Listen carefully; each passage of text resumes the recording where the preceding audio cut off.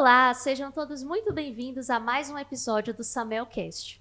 Hoje vamos falar sobre um assunto que pode literalmente mudar a forma como você enxerga a sua saúde.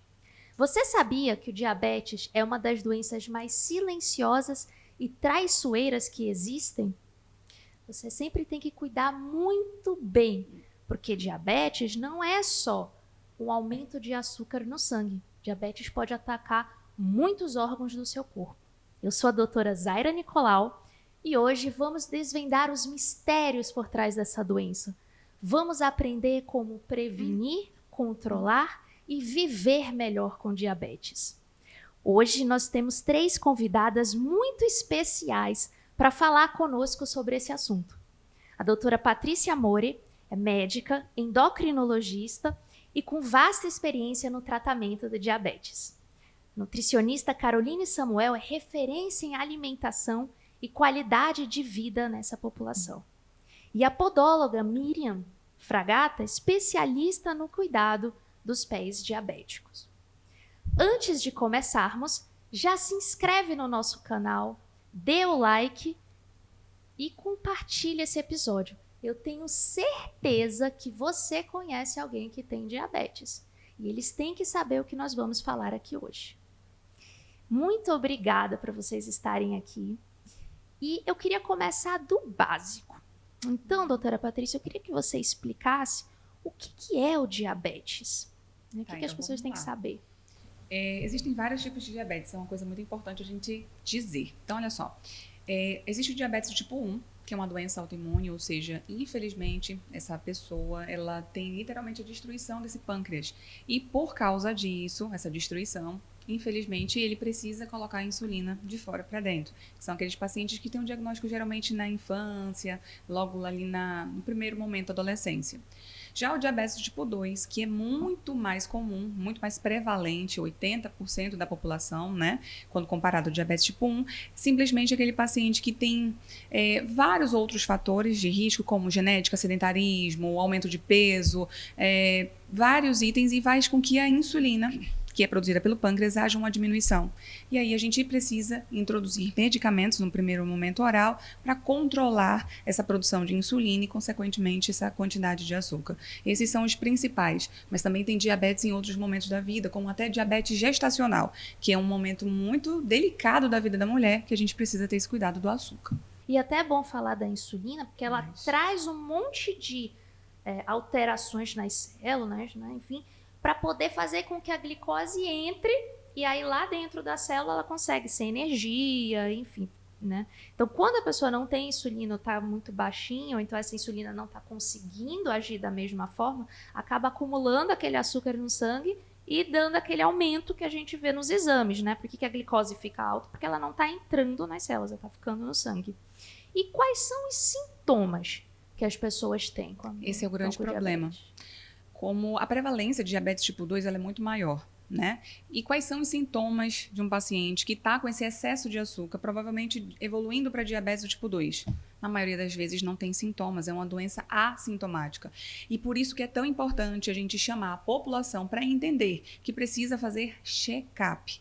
Então, pacientes entendam, a gente precisa fazer avaliação de glicose, colesterol, triglicerídeo, hemoglobina glicada para poder avaliar.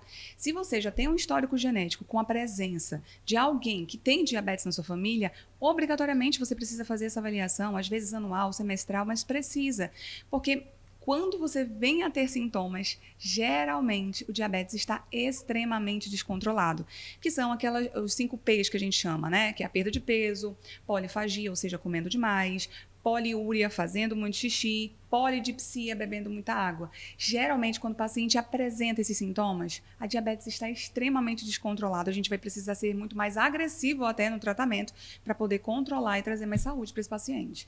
Então, o ideal, check-up, para poder identificar se tem ou não tem. Importante. E até no check-up, às vezes aparece a pré-diabetes também. E o pré-diabético, ele pode, talvez, ficar ali ou reverter, ou já é uma coisa certeza de que ele vai ter a diabetes? Ótima pergunta, Tipo, Zara. Isso é muito importante explicar. Na maioria das vezes, a gente vê o paciente e fala bem assim, olha, eu tenho pré-diabetes, o médico falou que era só um pouquinho do aumento do açúcar e tá tudo bem. Não, não tá tudo bem. Eu brinco com os meus pacientes que existem degraus da alteração do açúcar. A primeira delas é a resistência insulínica. É aquilo que tu comentou, né? Aquela insulina não está conseguindo abrir aquela chave fechadora para poder entrar a glicose para dentro dos músculos, para dentro do corpo. Mas entenda, resistência insulínica já é um alerta. O paciente começa a evoluir com aquela que a gente chama de acantose nigrans. Sabe aquele escurecimento que a gente tem no pescoço? Parece mais acastanhado? Que muitas mães olham assim e falam assim, tá sujo, vou esfregar para ver se sai, vou colocar um creminho para ver se clareia. Não, a gente precisa realmente cuidar da alimentação nesse momento. Esse é o primeiro degrau. O segundo degrau já é a pré-diabetes, que é quando o corpo já está produzindo um monte de insulina, mas mesmo assim não está conseguindo controlar a situação do açúcar. Isso é um alerta máximo. Esse momento é o último momento que a gente tem para fazer a diferença. Se a gente não cuida daquele momento, a chance desse paciente evoluir para diabetes do tipo 2 é muito grande. E antigamente achava que era só melhorar a alimentação, fazer atividade física. Hoje, a gente já sabe que não. A gente precisa entrar com medicações, existe tratamento para pré-diabetes. Caso o paciente tenha alguma contraindicação que não possa fazer, existem outras alternativas, mas a gente precisa trabalhar isso. Porque no pré-diabetes, aquelas células que produzem a insulina lá dentro do pâncreas já estão começando a morrer. Então, o paciente ele vai evoluir com pior, ele vai evoluir para o diabetes. Então, aquela ideia equivocada que pré-diabetes não é para tratar, que é só para melhorar um pouquinho a alimentação, é totalmente equivocada. A gente precisa atuar de maneira agressiva no pré-diabetes para que esse paciente não evolua para o diabetes do tipo 2. Tem como, só que a gente tem que jogar toda a nossa energia para o negócio funcionar. Nossa, maravilhosa essa tua explicação. E com relação a algumas outras alterações, a gente tem aí um link que estão começando a ver entre diabéticos e alterações de memória, né, de Alzheimer. Até está surgindo um termo que não é ainda uma classificação de diabetes tipo 3, mas que talvez tenha essa relação. O que você poderia falar um pouquinho sobre essa teoria? Eu vou tentar explicar da seguinte maneira. O açúcar, ele é muito necessário para as nossas células do corpo inteiro, mas o excesso não é legal. Eu sempre faço a associação para o meu paciente assim. Imagina que o excesso de açúcar, como se fosse soda cáustica. Soda cáustica, por onde ela vai passando, ela vai fazendo o quê? Corrosão. É o mesmo raciocínio dentro do nosso corpo. Se eu tenho excesso de açúcar, ele vai corroendo veias, artérias, neurônios lá dentro da cabeça, coração ele sofre, visão, mais do que ninguém você pode falar, também vai corroendo, vai prejudicando, assim como também a parte renal. E a gente já verificou que a nível neuronal, o excesso de açúcar, ele faz essa corrosão. Então, sim, existe essa ligação direta que a gente está falando do excesso de açúcar, que pode ser prevalente até no pré-diabetes, com a possibilidade de aumento de demências, não só o Alzheimer, como outras várias. Então, por isso que a gente fala, controlar o açúcar, melhorar a alimentação, trazer qualidade de vida para esse paciente é mandatório. Ah, mas o paciente já tem 70 anos, já tem 80 anos. A gente tem que também trazer essa qualidade, tem também que trazer esse controle glicêmico, porque as consequências que esse excesso de açúcar pode trazer no paciente são muito importantes. Então, realmente existe essa nomenclatura, né, de diabetes do tipo 3, tanto dentro da endócrino, como da neuro, como da geriatria. Está sendo uma vertente que a gente está estudando e tem uma correlação direta de açúcar e aumento de demência. E o diabético também, ele tem muitos marcadores inflamatórios. E também já foi visto que a inflamação acaba acelerando alguns processos e o Alzheimer é um deles também, né? Se você está curtindo esse episódio, não esqueça de dar o like, seguir o nosso canal e compartilhar para outras pessoas também poderem saber o que nós estamos falando aqui hoje. E fique aí porque temos muitas informações boas vindo por aí. E, Patrícia, com relação a alguns perigos, você comentou ali de alguns órgãos que atacam. Vamos falar um pouquinho sobre perigos que o diabetes pode causar no nosso corpo. Tá, então vamos lá. Depois que eu dou o diagnóstico do paciente que tem diabetes, do tipo 2 que eu tô falando, porque do tipo 1 ele já abre o diagnóstico muito amplo e é um pouquinho diferente. Mas no diabetes do tipo 2, a partir do momento que abre o diagnóstico, eu tenho por obrigação cuidar de várias coisas. Antigamente, acreditava-se que a gente só precisava controlar a parte do açúcar, né? O paciente é diabético, a gente controla só o açúcar, tá tudo certo. Não. Não é isso. A gente precisa cuidar de várias outras coisas. Lembra? Diabetes, ela pode agredir o corpo inteiro.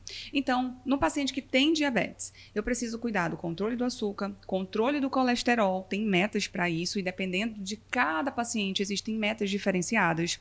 Eu preciso controlar o funcionamento do rim, porque o excesso de açúcar corrói o rim e faz com que esse paciente evolua, piora, Deus o livre e guarde, podendo evoluir até para hemodiálise, se não faz o acompanhamento de maneira necessária.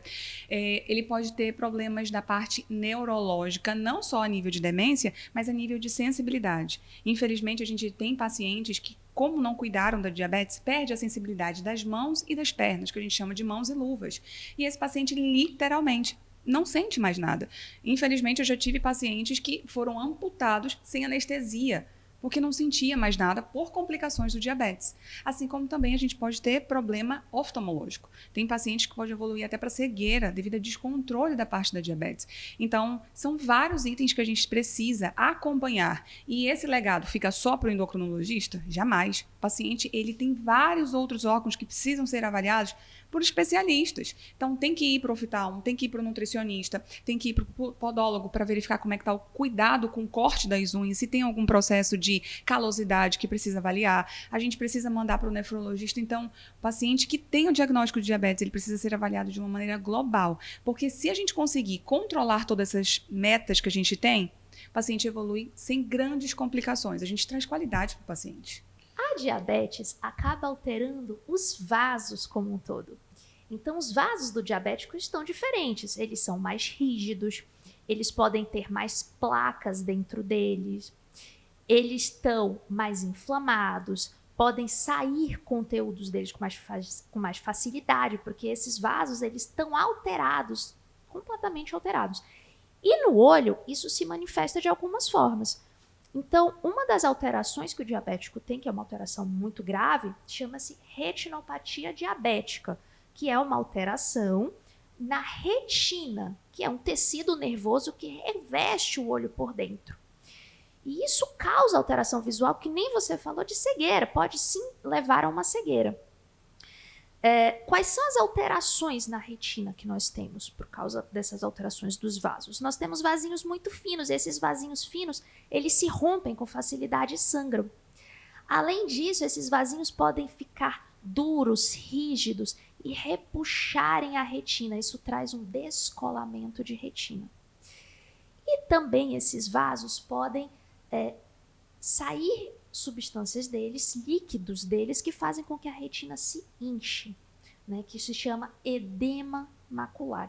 E para todos esses casos, nós temos que fazer um tratamento, né, seja injeção, seja cirurgia, então sempre tem que acompanhar.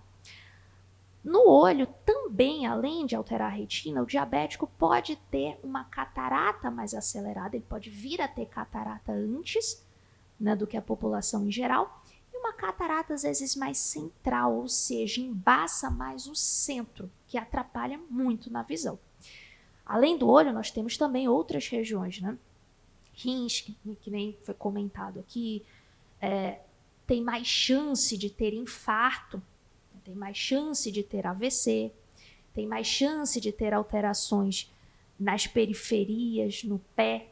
Então, é sempre importante ter essa avaliação geral. Com relação aos pés, foi até muito importante você ter colocado, porque realmente tem que ter cuidado, tem que observar. Miriam, eu queria que você falasse um pouquinho o que o diabético tem que ter cuidado, o que ele tem que observar nos pés, né? Fala um pouco do teu dia a dia, o que você vê lá. Bem, dentro da podologia, né, quando o paciente procura o podólogo, ele já está sabendo que ele está diabético, já foi no médico, né? E ele relata muito essa parte da dormência, as feridas, pequenas feridas que não cicatrizam, né? No caso lá, eu atendo muito unha encravada, que é o carro-chefe, infelizmente, e as fissuras nos calcanhares, né? E então, assim, aí ele já começa a ficar com medo porque alguém já contou para ele que alguém amputou o pé só por causa de um pequeno ferimento. E, infelizmente, começa por um pequeno ferimento que muitas vezes vai ter que ir no médico, né, fazer a amputação de um pequeno dedo. É o que mais eu vejo no dia a dia. E parece ser uma coisa bem simples, mas não é. Porque tem que ter todo acompanhamento. E muitas vezes, quando ele vai ao podólogo pela primeira vez, eu estou sentindo dormência no meu pé, a coloração muda, ele está com aquela micose que não sara nunca, né? E o podólogo, ele não pode prescrever. Aí eu tenho que dizer para ele procurar um dermato, procurar um médico, para que seja prescrito, né, um produto que ele possa usar. E qual é a minha função? É a fazer a limpeza, né, e orientar. A podologia, o que ela faz? Ela cuida da limpeza dos pés, que não parece ser importante, mas é de grande importância, porque ali você já retarda muitas coisas que podem levar a uma amputação. É importantíssimo, né? Temos que cuidar sempre muito bem dos nossos pés. Isso. E eu até queria falar também sobre a escolha do calçado para o diabético.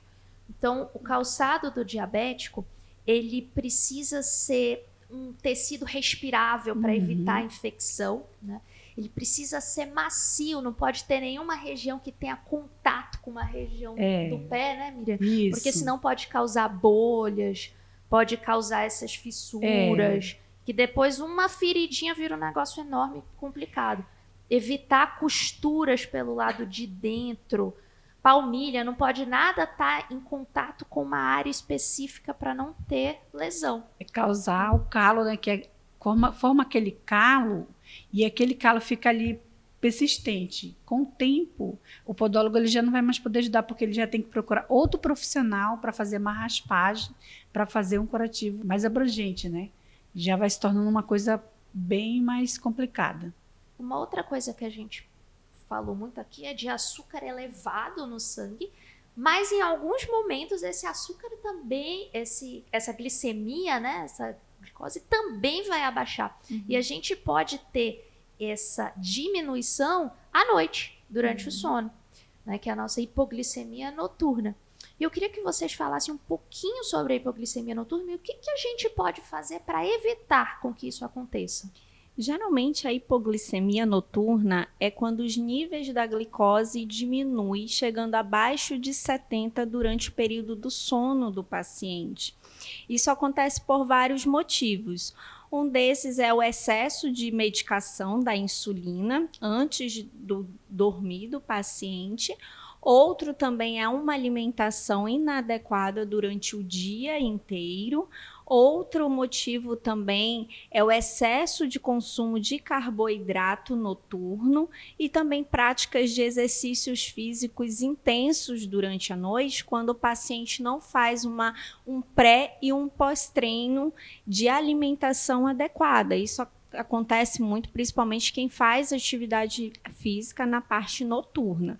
Então, o certo é o paciente ter uma alimentação adequada no dia todo, na qual ele supra sua necessidade nutricional, uma alimentação rica em proteína, fibras e com controle de carboidrato complexo, que são os carboidratos ricos em fibras, que são os integrais. São alimentos vegetais, como verduras, legumes e as proteínas de origem animais ou vegetais. E diminuição, isso é muito importante, a diminuição do consumo de carboidrato simples, que é aquele carboidrato na qual se transforma em açúcar muito rápido no sangue. Um exemplo, pães como o pão francês, o pão de forma, arroz, macarrão, açúcar branco, que é o principal vilão, né? Então, isso faz com que aumente o açúcar com mais facilidade no sangue. É também importante, uma dúvida muito comum no consultório, que a gente recebe muitos pacientes com dúvidas sobre o tipo de açúcar que ele vai utilizar na sua dieta. Então, assim, eu encontro muitos pacientes errando. Às vezes é porque existe uma informação muito abrangente sobre o açúcar mascavo, o açúcar demerara são açúcares mais saudáveis. Realmente, eles são açúcares mais saudáveis, mas para outro quadro clínico. No caso de um paciente diabético, o mais indicado é o adoçante. E de preferência, e eu sempre friso isso no consultório, são adoçantes naturais, porque existem 2 tipos de adoçante. Os artificiais, que foram feitos, elaborados em laboratórios, né? São substâncias mais químicas, e os adoçantes naturais, que é o xilitol, o estévia, que são adoçantes de origem vegetal, como de plantas e de fibras vegetais também. Então, o que eu sempre indico no consultório é que o paciente faça essa opção por adoçantes vegetais, que há estudos científicos que já mostram que eles são mais saudáveis para a saúde, que os adoçantes artificiais já têm estudos que mostram que podem causar alguns tipos de surgimentos de tumores. Então, qual a diferença entre o açúcar branco, demerara e o mascavo? Só é o processo químico de cristalização, o processo de plantação, por exemplo, o açúcar orgânico, a cana-de-açúcar, ela não foi usado agrotóxico, mas o nível glicêmico dela é igual ao açúcar branco. Então, geralmente, para o paciente que é diabético, o mais indicado é o adoçante. Então, o controle da alimentação é de extrema importância, levando também em consideração que os pacientes que têm essa hipoglicemia noturna com frequência, ele adote uma alimentação controlada. Então, se o paciente verificar que isso está ocorrendo com mais frequência, adotar hábitos noturnos mais saudáveis, como o lanche noturno, que é a ceia, que a gente chama.